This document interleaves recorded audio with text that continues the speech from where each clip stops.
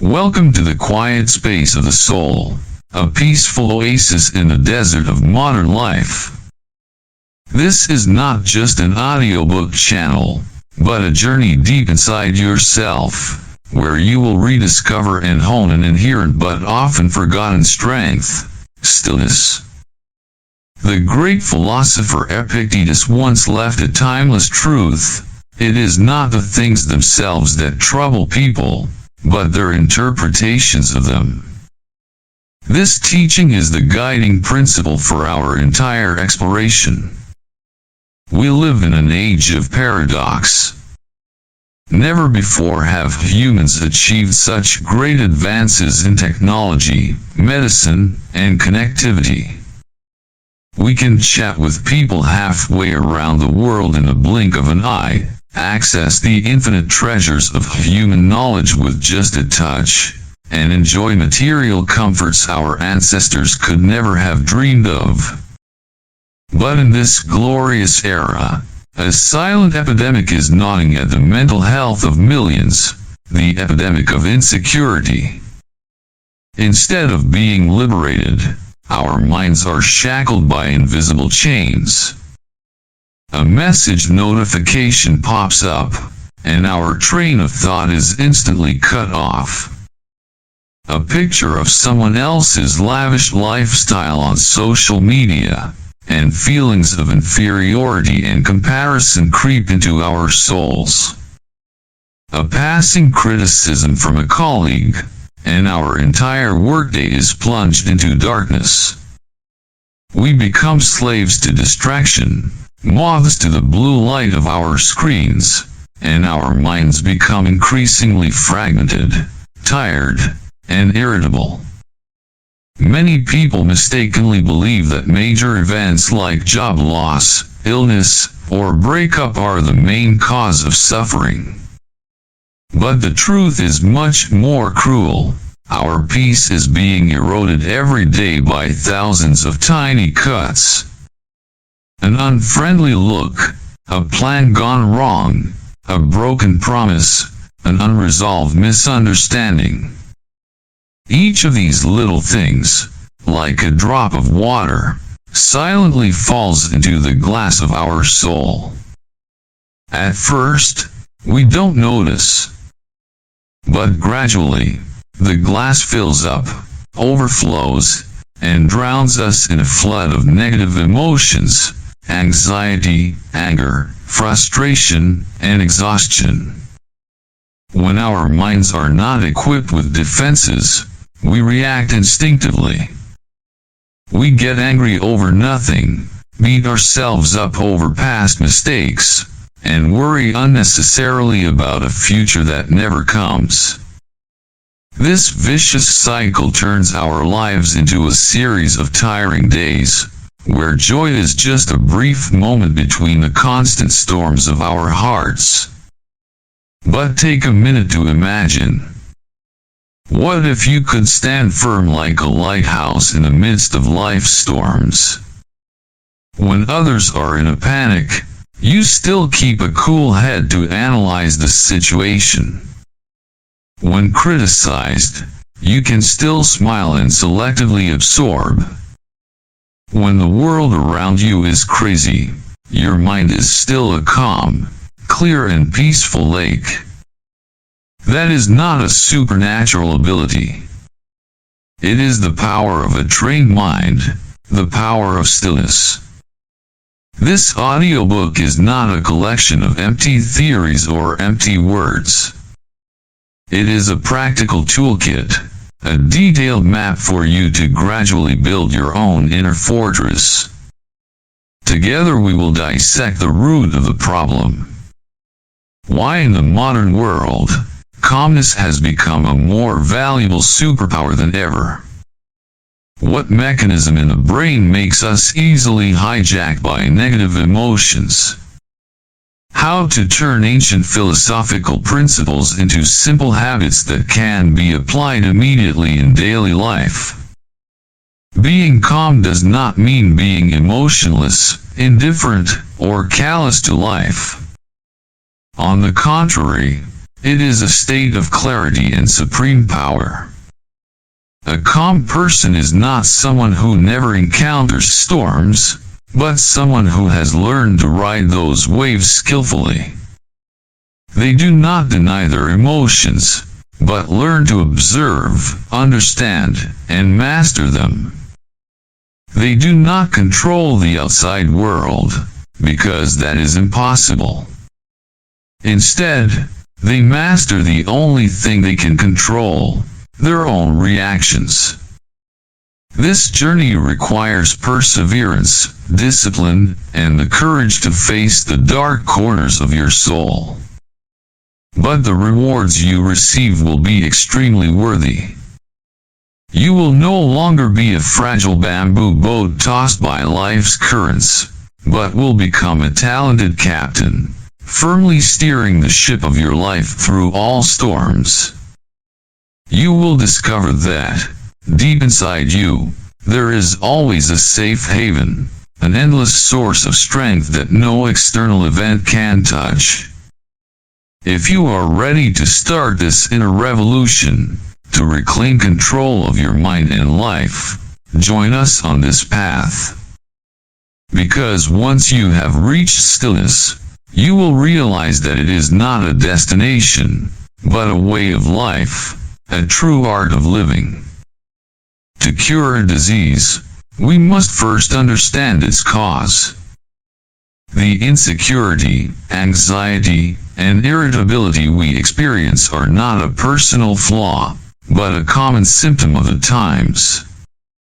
There are many factors from the modern living environment that are silently reprogramming our brains, making them more sensitive and easily agitated. Let's go back in time tens of thousands of years, when our ancestors lived in dense forests and wild savannas.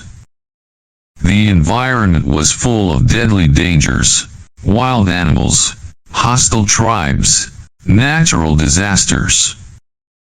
To survive, the human brain evolved an extremely effective defense mechanism, the fight or flight response. When a threat is perceived, the amygdala, the brain's fear processing center, is immediately activated. It sends an alarm signal to the entire body, releasing stress hormones such as adrenaline and cortisol. Our hearts beat faster, our breathing quickens, our muscles tense, all ready for a drastic action, fight for survival or run for our lives. This mechanism has helped humans survive and thrive. However, the problem is that our brains today essentially retain the same hardware from prehistoric times, while the software, the living environment, has changed completely.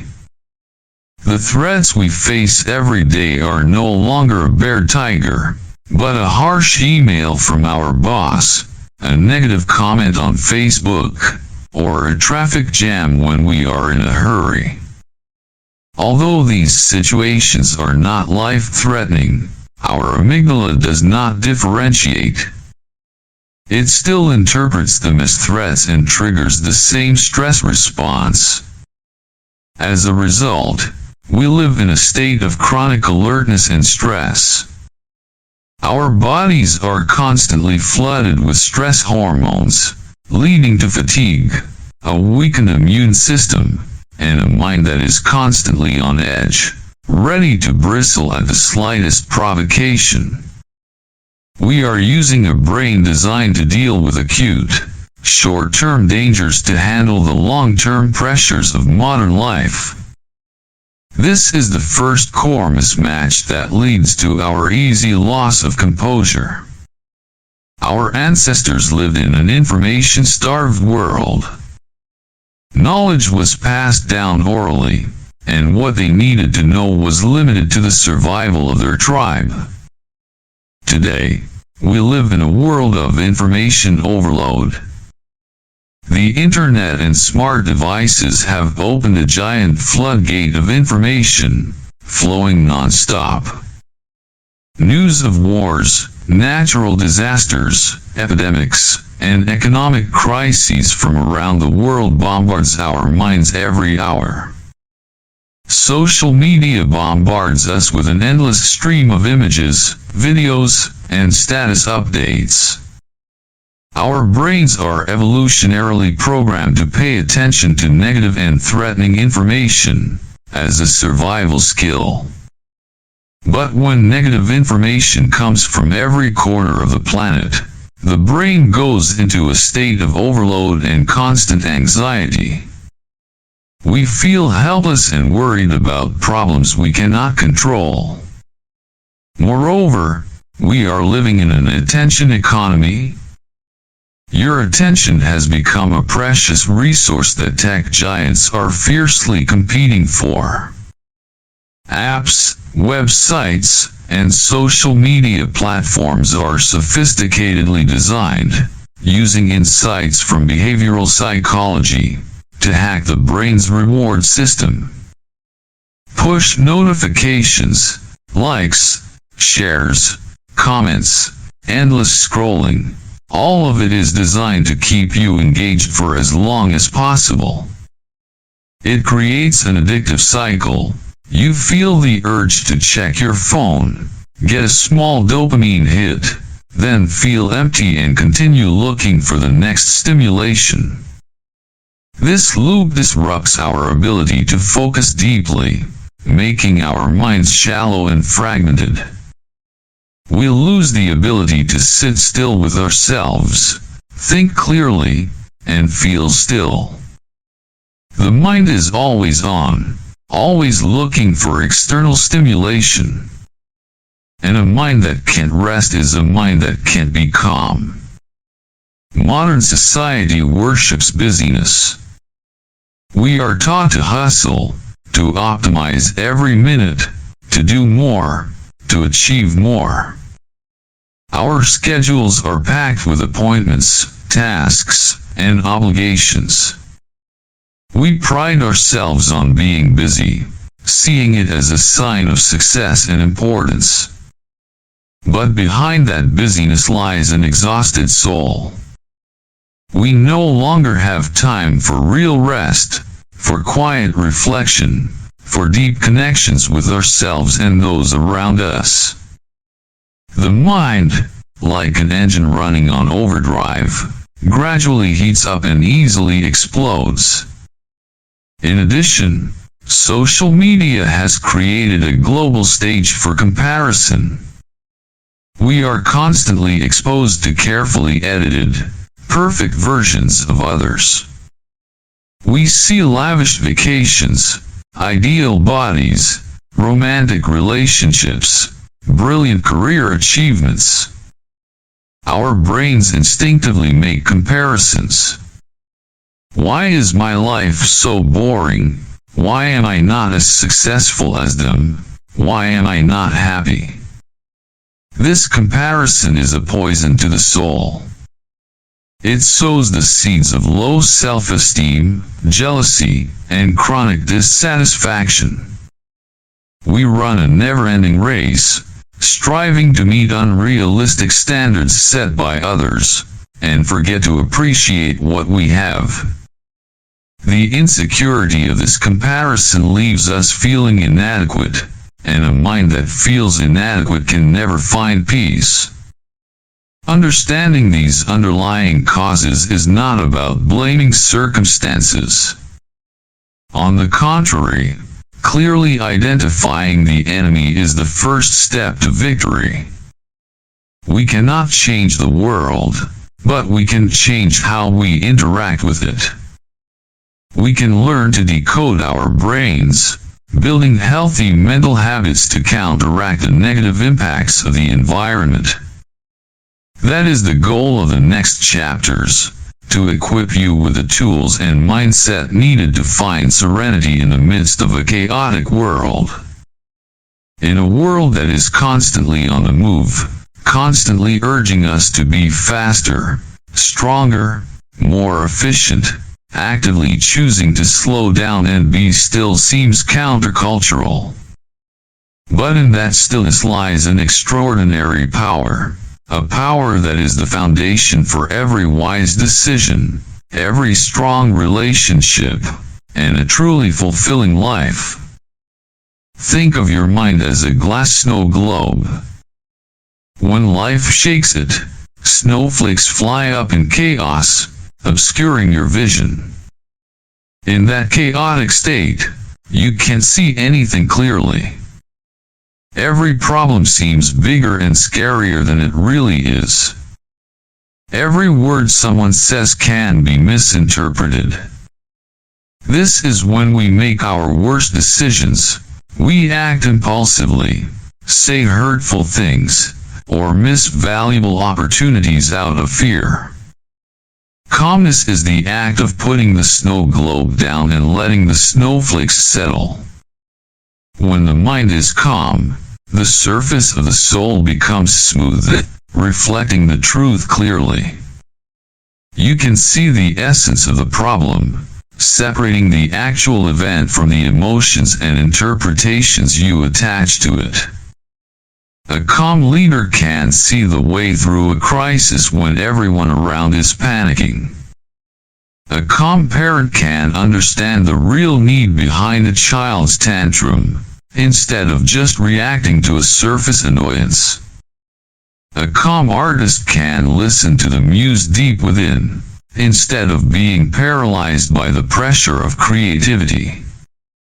Wisdom is not just about the amount of knowledge you accumulate, but more importantly, it is about your ability to access and use that knowledge effectively at the right time. Stillness is the key to unlocking that treasure trove of wisdom. It creates a space between stimulus and response. In that precious space, instead of acting on instinct, you have the power of choice, to choose a response that is wise, thoughtful, and brings the best results. People often mistake calmness for weakness or passivity. But the truth is quite the opposite. Stillness is the highest expression of strength. Consider two images, an erupting volcano and a towering rock mountain. The volcano appears to be very powerful with its lava and ash, but it is an uncontrolled, destructive, and ephemeral force. The rock mountain, on the other hand, stands still and silent, enduring all the rain, wind, and snowstorms for thousands of years without being moved. Its strength lies in its steadfastness, its resilience, and its steadfastness. A person who is easily angered, who always reacts harshly to everything, seems to be very strong. But in fact, they are revealing their weakness, their inability to control their emotions. They are slaves to their impulses, puppets manipulated by external factors. A truly strong person is one who can face adversity without losing himself. They can feel the anger rising but do not let it turn into cruel words or actions. They can feel fear but do not let it stop them from moving forward. Their strength lies not in suppressing emotions, but in containing and transforming them. This strength is forged in the forge of silence. Every time you choose to take a deep breath instead of shouting, every time you choose to listen quietly instead of interrupting an argument, you are forging your inner muscles to become stronger. Most of the breakdowns in relationships, from love, family to friends, colleagues, originate from moments of losing composure. In anger, we say words like knives, leaving scars that never heal. In frustration, we slam the door of communication, building walls. Stillness has a magical ability to spread. When you stay calm in an argument, your energy automatically calms the other person. Your calmness creates a safe space for both of you to express your feelings and thoughts honestly without fear of being judged or attacked. Think of someone in your life who you feel at peace with. It could be a grandparent, a parent, or a close friend. They don't have to do much, just their calm presence can soothe your worries. That's the power of stillness to heal and connect. In the family, the calmness of parents is the most precious gift for children. A house full of screaming will create children who are always anxious and insecure. A house filled with calm will nurture people who are confident, know how to regulate emotions and resolve conflicts peacefully. We often think of freedom as being able to do whatever we want. But if those wants are controlled by addictions, invisible fears, or pressure from society, is that true freedom? Is a person who can stop checking their phone truly free? Is a person who always has to strain to please others truly free? True freedom comes from within. It is liberation from the tyranny of impulsive emotions and negative thought patterns. When you have calmness, you are no longer manipulated by external factors. Other people's compliments don't make you soar, nor can their criticisms drag you down. You act based on your core values, based on your inner wisdom, not based on the approval or disapproval of the crowd. You become the master of your inner kingdom. Emotions still come and go like clouds in the sky, but you are the vast blue sky, unaffected by them. This is the highest state of freedom a human being can achieve. So, the journey of practicing stillness is not just a method to reduce stress or improve performance. It is a profound spiritual path, a revolution to regain control of life, to live a life of wisdom, strength, love, and freedom. Of course, we will continue together on this journey of discovering and conquering inner strength. Below is the next part to complete the article, delving into practical tools and specific applications in life. No matter how profound the theory, it is meaningless if it is not put into practice. Stillness is not a gift, but a skill that is honed day by day. Just as a bodybuilder must go to the gym to build muscle, we need specific exercises for the mind. Here are the most fundamental and powerful tools in your toolbox. Breathing is the most primal and basic act of life, but it is also the most neglected tool of healing. We breathe about 20,000 times a day, almost without even realizing it. Yet, breathing is the magical bridge between the visible world of the body and the invisible world of the mind. When you are anxious, your breathing becomes shallow and rapid. When you are angry, your breathing becomes strong and intermittent. And when you are at peace, your breathing becomes deep, slow, and even.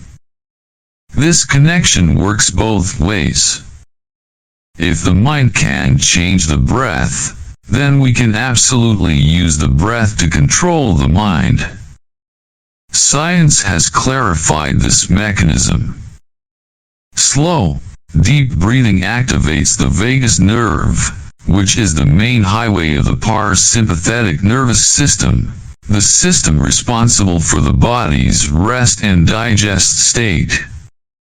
When this system is turned on, it immediately slows the heart rate, lowers blood pressure, and sends a safety signal to the brain, effectively taking you out of fight or flight mode.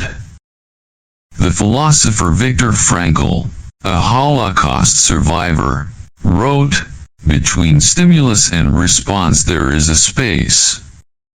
In that space lies the power to choose your response. In your response lies your growth and your freedom. The pause is the proactive act of creating that precious space. In our daily lives, we often react automatically. Someone says something harsh, we immediately argue back. A plan goes awry, we immediately get upset. The stop is the emergency brake that helps you get out of the rut of destructive instinctive reactions. Technique to practice, STOP. Here's a simple but powerful mnemonic for any situation. OS, stop. As soon as you notice a strong emotion coming up, stop. Stop talking, stop acting. Literally, be still for a moment. OT, take a breath, take a deep, slow breath.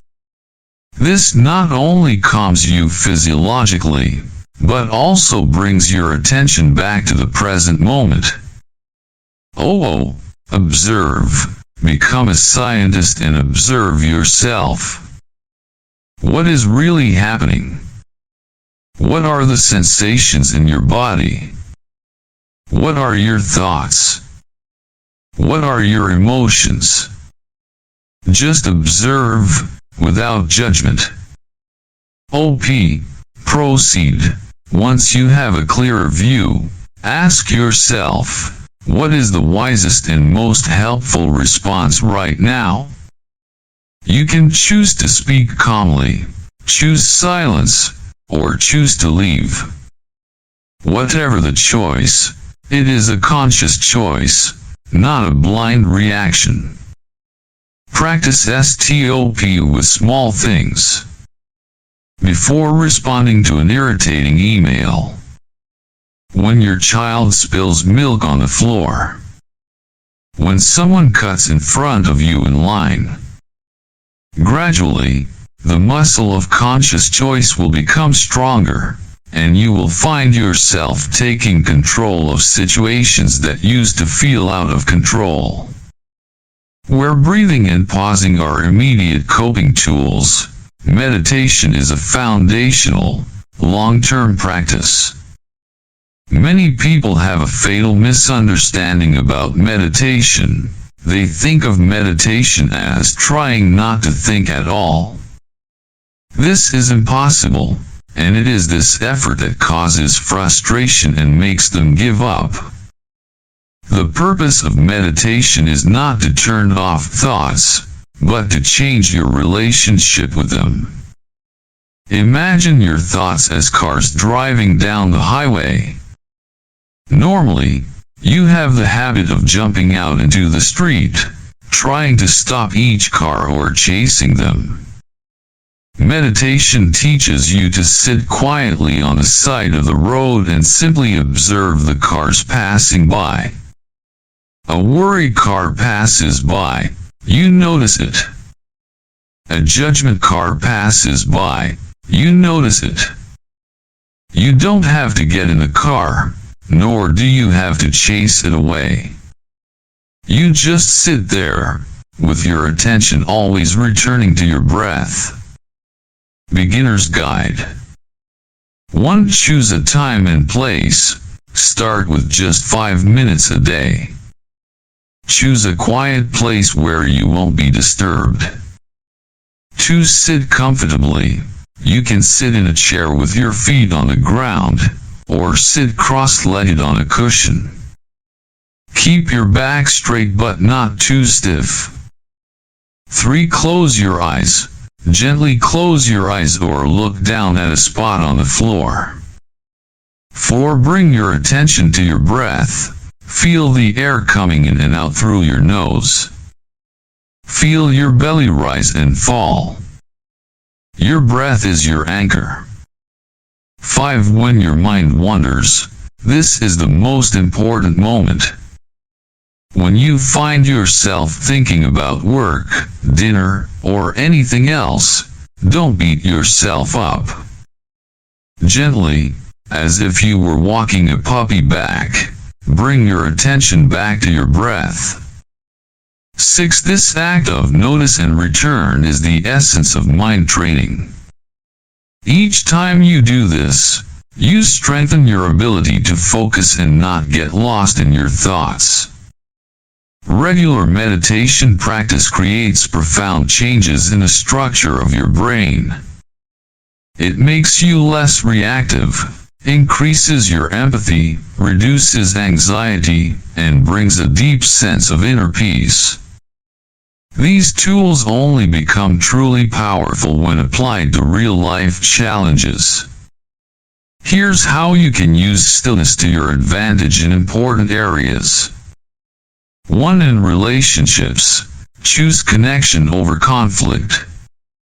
Situation: you and your partner are having a heated argument about finances. You're both talking loudly and neither of you is listening. Feelings of anger and hurt are running high. The calm application. Apply STOP. Instead of saying the next harsh word, pause. Take a deep breath. Observe the burning sensation in your chest and the thought, he/she never understands me. Conscious choice. You realize that continuing to yell will only push you both further apart. You might say, honey, I'm feeling really angry, and we're not going to get anything done right now. Can we take a 15-minute break to calm down? Result, this pause breaks the negative spiral.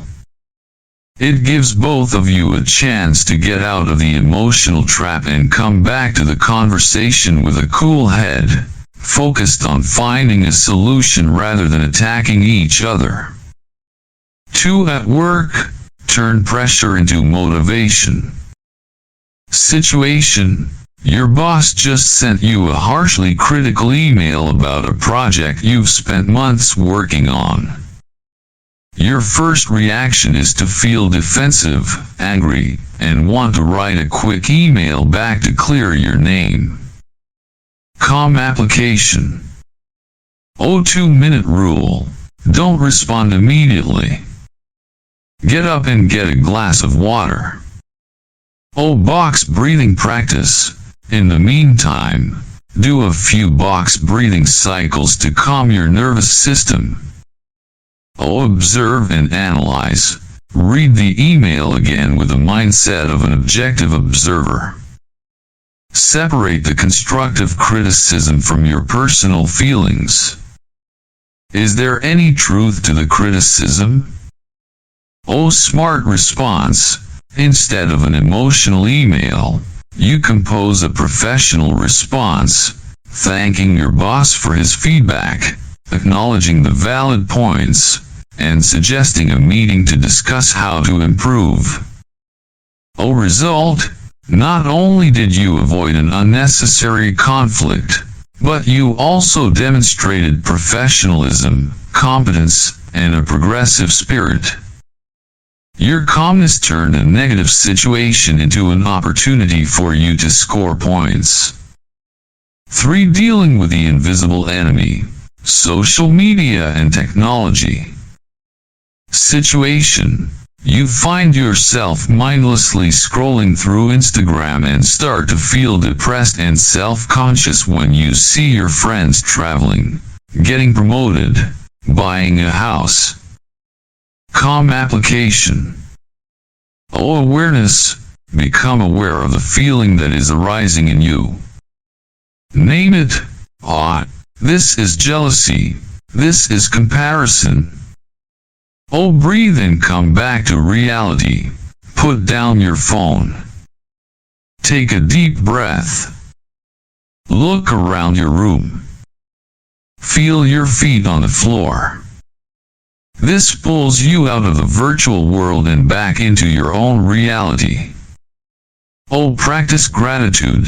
Instead of focusing on what you don't have, think of 3 things you're grateful for right now. It could be a hot cup of coffee, your health, or a loved one. Oh, set digital boundaries. Be proactive. Turn off unnecessary notifications. Set phone-free times during the day. Follow accounts that bring you inspiration and knowledge, rather than just envy. Oh, outcome. You gradually regain control of your attention. You use technology as a tool, rather than letting it control your mood and your life.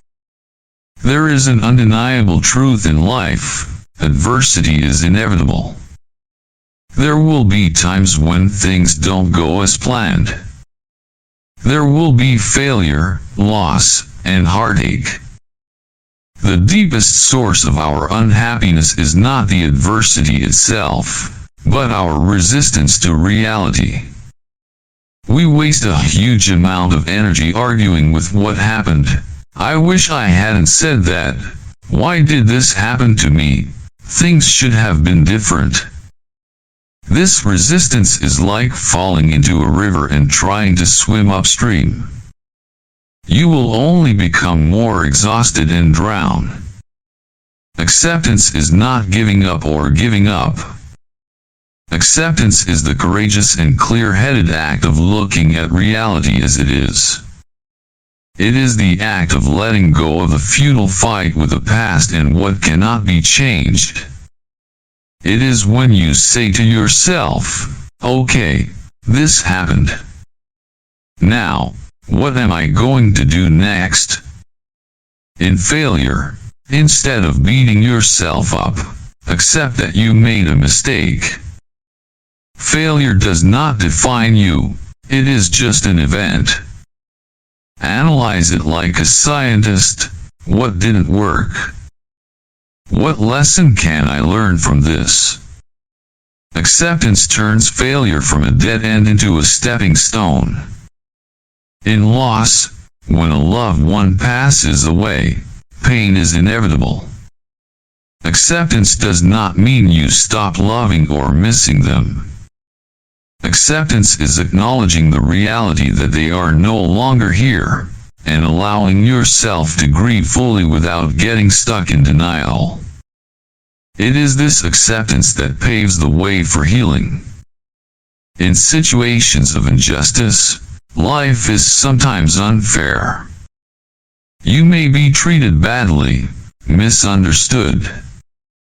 Acceptance does not mean you condone wrongdoing. Acceptance is acknowledging that you cannot control the actions of others. Your peace should not depend on whether they change or not. You accept reality to free yourself from resentment, and from there, you can make a conscious decision about what to do next, whether it is setting boundaries, speaking up, or simply walking away. Acceptance frees up the mental energy that is locked up in the fight against reality, and redirects it into building a better future from where you are now. It does not erase the pain, but it helps you carry it more lightly, and find the strength to move on. The journey of practicing stillness is not a course with a beginning and an end. It is an art of living, a constant practice. There will be days when you do well, and there will be days when you stumble and fall back into old habits. The most important thing is to treat yourself with compassion. Every time you realize you have lost your composure, it is not a failure. It is an opportunity. An opportunity to practice awareness. An opportunity to take a deep breath and come back. An opportunity to forgive yourself and start again. You don't have to be a meditation master living on a mountaintop to find peace. Peace is waiting for you in every moment, in every breath, in every conscious pause. It is there when you choose to listen instead of argue, when you choose to understand instead of judge, when you choose to accept instead of resist. Start small. Pick one technique from this book and commit to practicing it for 5 minutes a day. Gradually, you will see your mind as a garden. It may initially be full of weeds of anxiety and depression. But with constant care, you will pull out the weeds and plant seeds of peace, clarity, and strength. One day, you will realize that the storms outside still come, but they are no longer strong enough to shake the ancient tree that is deeply rooted in your soul. You no longer seek peace, because you have become peace. And that is the most precious gift, the greatest achievement you can give to your own life.